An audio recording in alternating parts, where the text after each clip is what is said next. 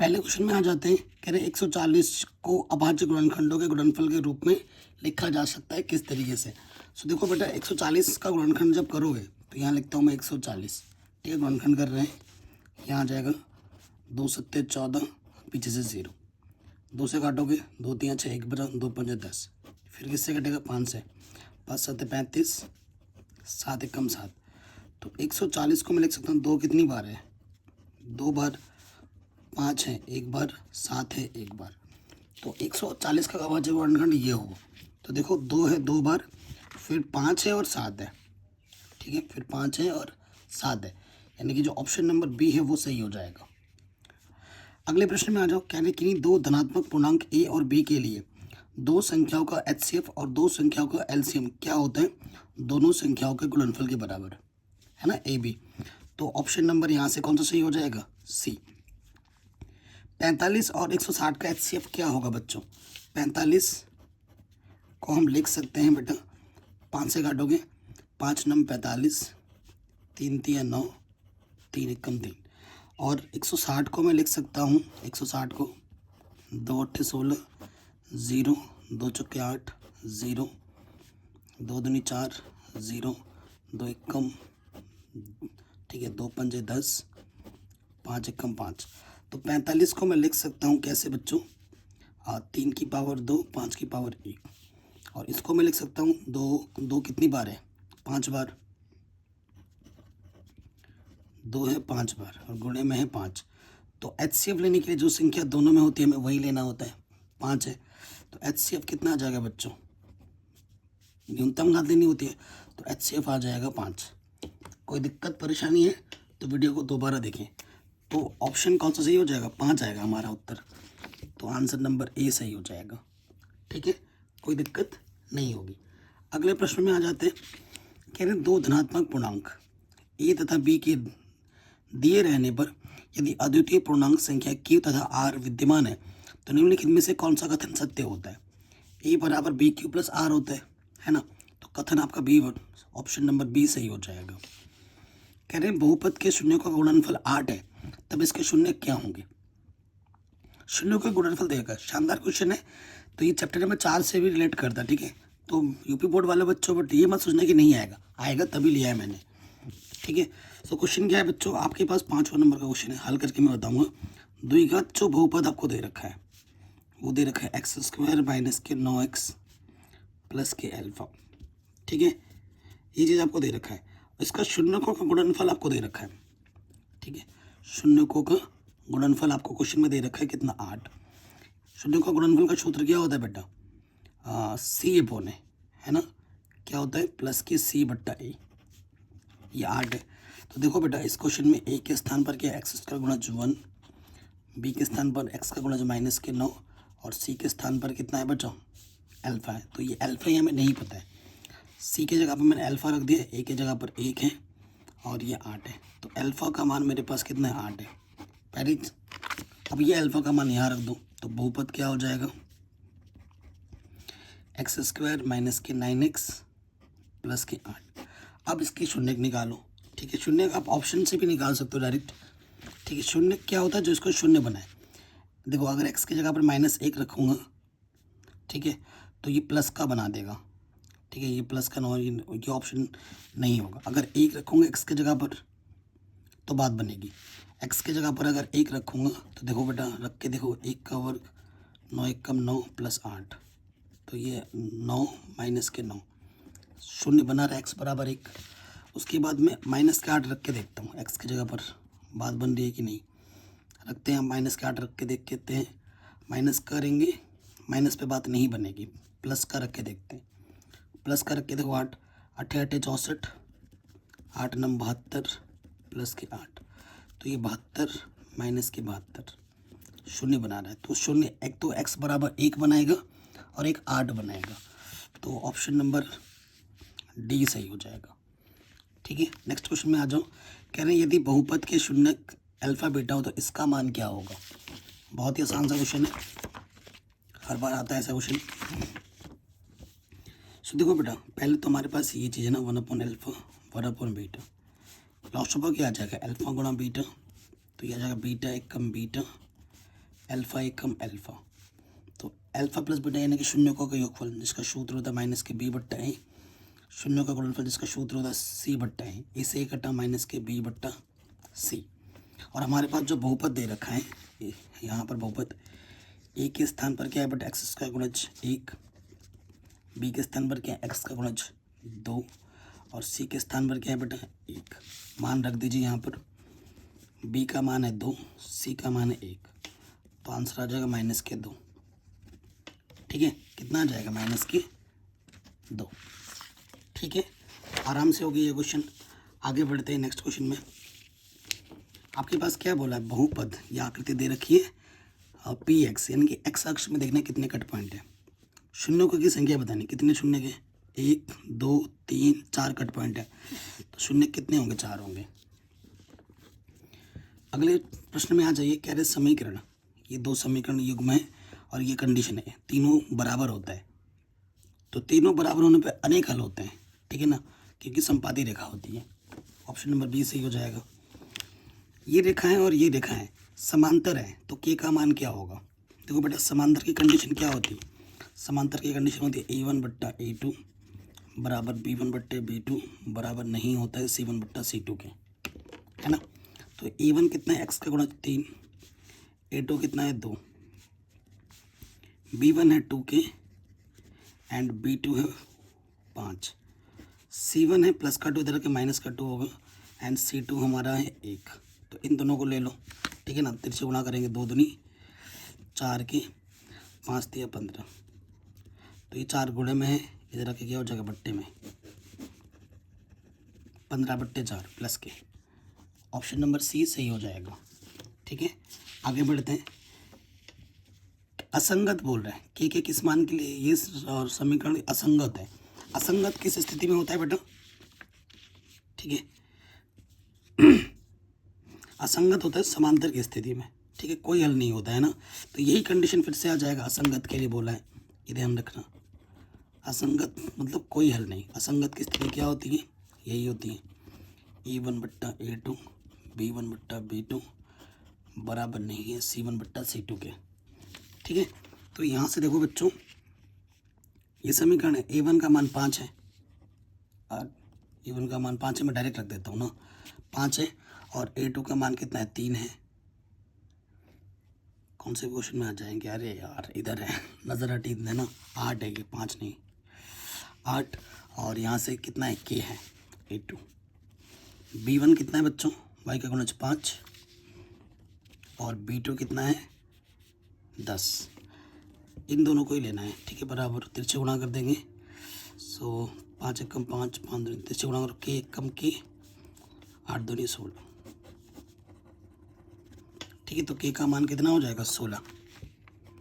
Option number B सही हो जाएगा। अगले प्रश्न में आ जाओ, ये जो समीकरण युग्म का हल क्या होगा, तो हल क्या होता है, जो समीकरण को संतुष्ट करता है।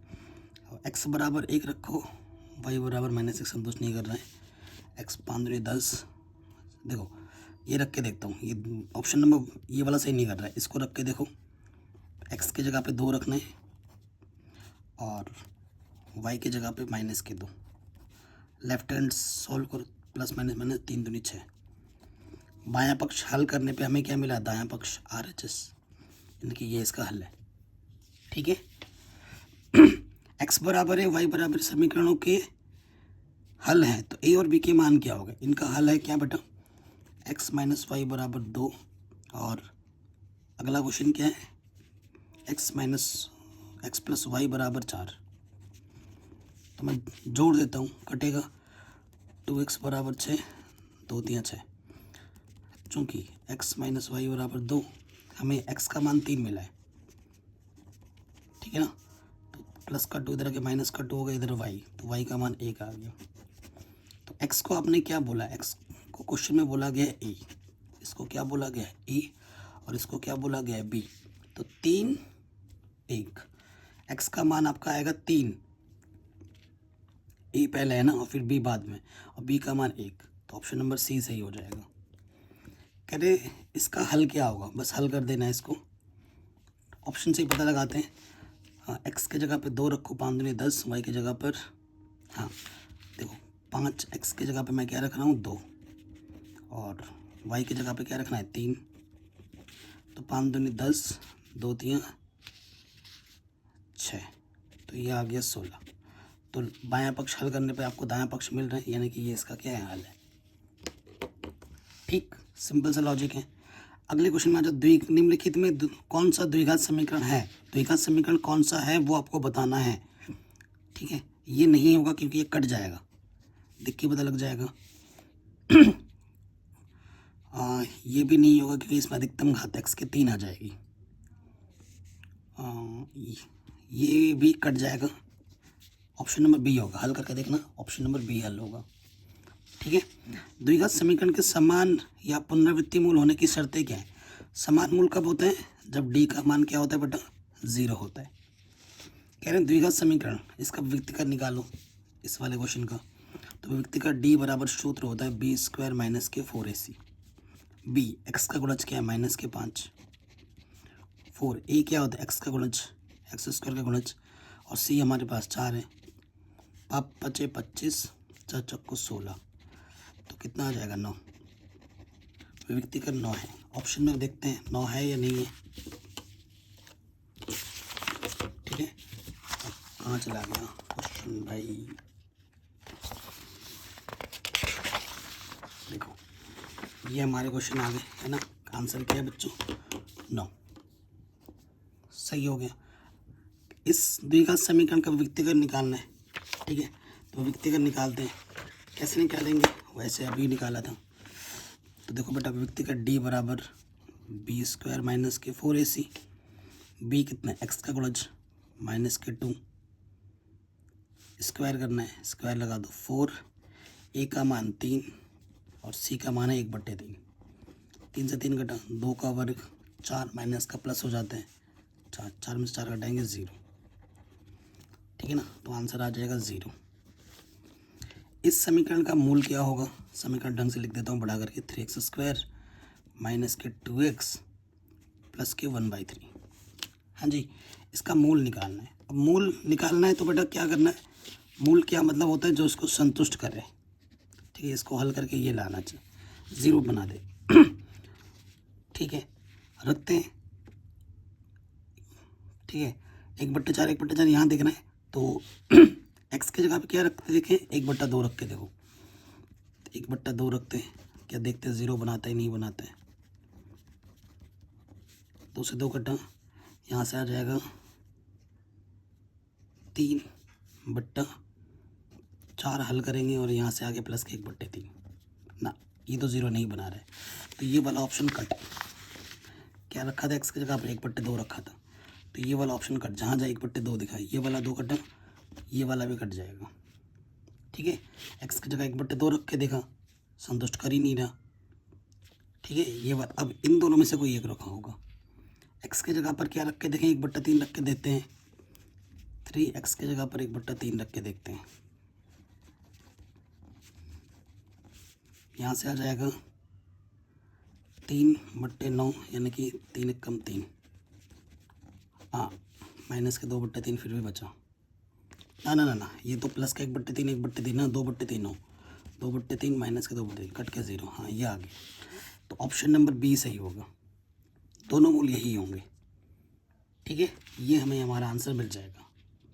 तो ये क्वेश्चन भी हमारा इजीली बन गया। अब आ जाओ नेक्स्ट प्रश्न में, कह रहे हैं अगर द्विघात समीकरण का मूल समान हो तो k का मान क्या होगा।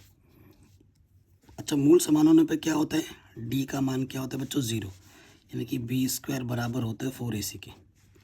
तो यहाँ b कितना है बच्चों 4, 4 a का मान कितना है एक्स स्क्वायर का गुणज k, और c का मान है 1, 4 चक्को 16, यहाँ से आ गया 4k, 4 चक्को 16, तो k का मान कितना आ गया 4।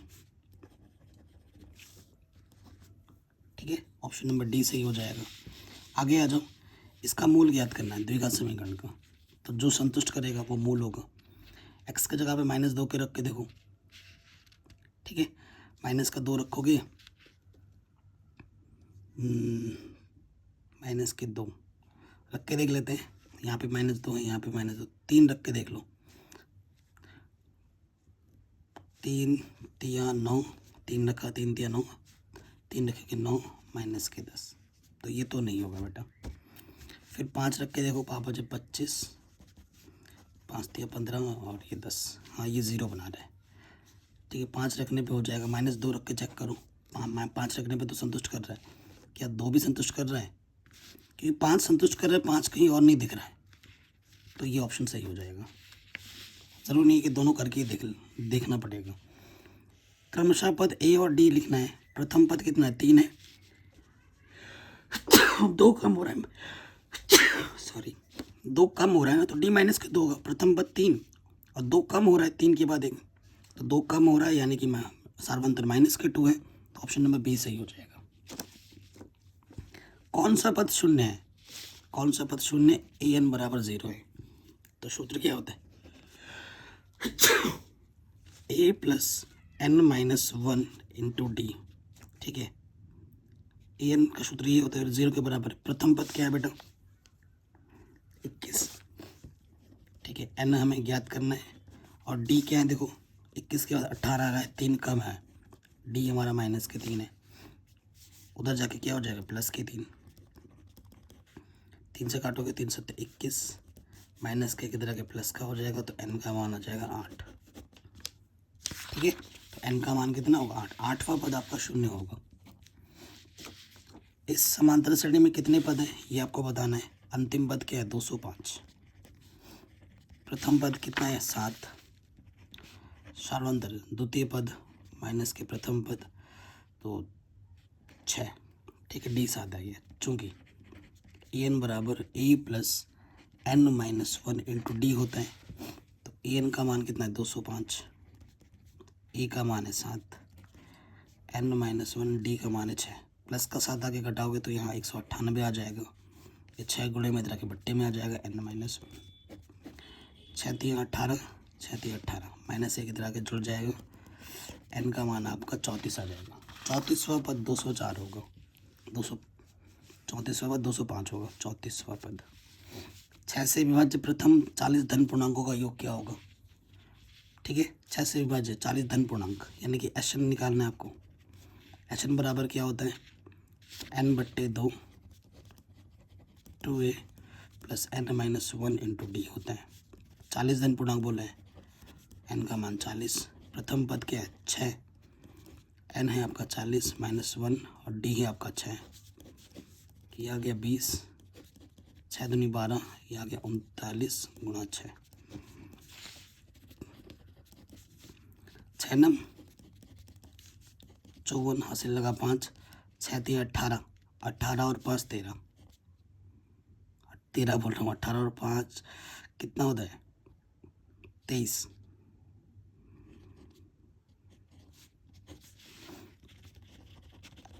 दो जोड़ोगे तो 6, 3 और 1 4, 2 से गुणा कर दोगे, 2 छंग 12, हासिल लगा 1, 2 दूनी 4 और 1 4 दूनी 8 और 1 9 और 2 दूनी 4, 4920।